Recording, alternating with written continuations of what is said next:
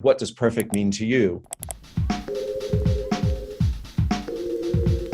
When I was approached by Cody to do a fragrance, they said, what are we going to call the new fragrance? And I said, perfect. I really like that. Yeah, especially the word perfect is a word maybe that has different meanings to lots of people. So it's nice to hear that. Totally. And we asked everyone in the cast, to say like, what does perfect mean to you? And they were like, well, for me, perfect wasn't perfectionism. It means that I am perfect, like me as I am, as I present myself to you, the choices that I make and my journey, my experiences, they're all exactly the way it was supposed to be. And I'm living proof of that. Perfect in the Marc Jacobs fragrance family, like how does that fit in compared to the other fragrances? And I guess what kind of person do you envision wearing it compared to like a Daisy girl? As a designer who puts out multiple things, they're not like a religion that you subscribe to and belong to, and that's it. You're kind of myopic. They're things that suggest different moods, and they're there for you to use as suit your mood. I choose my clothes, and I choose my fragrance, and I paint my face, and then I kind of go out into the world saying, I'm me. This is the me I want to be. And so like Daisy to me wasn't a girl as much as it was a facet of many people. I mean, I agree, the glam of the day. I'm preaching to the choir here.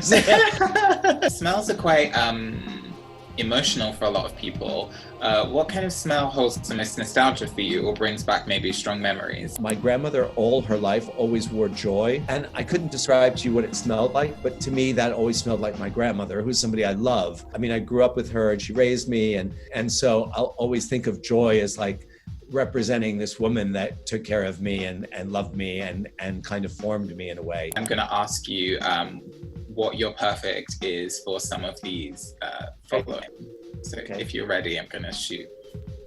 Okay, so the first one is, what makes a perfect day? A perfect day for me starts by having had a good night's sleep, going into the bathroom, saying my prayers, and really being present for whatever happens. So I wouldn't say the perfect day is a day at the beach, and I wouldn't say it's a day at work. So it's not me reminiscing, and it's not me fearing the future. It's really me connecting with the present. And if it's part of the creative journey, then it's an even bigger perfect day. Number 2 is, what makes a perfect song? I have to have an overwhelming connection to it, and it will drive me to act a certain way, whether it's like I can't sit still, or whether it's I just want to sit still and listen to the music. But what makes a perfect film? Perfect film leaves an impression on me that later becomes, at some point in my life, an inspiration. And then the final one is, what makes a perfect gift? Many years ago, I was told that by someone wiser than me, like when saying like, well, I don't know what to do, I don't know what to give. It's like, you should give something that you yourself would like to receive. And I'm looking around my room, and Nick is here. And I just remember the last time it was his birthday, there was something I so wanted myself that I ended up buying for him for his birthday, and me, and for my husband, Charlie,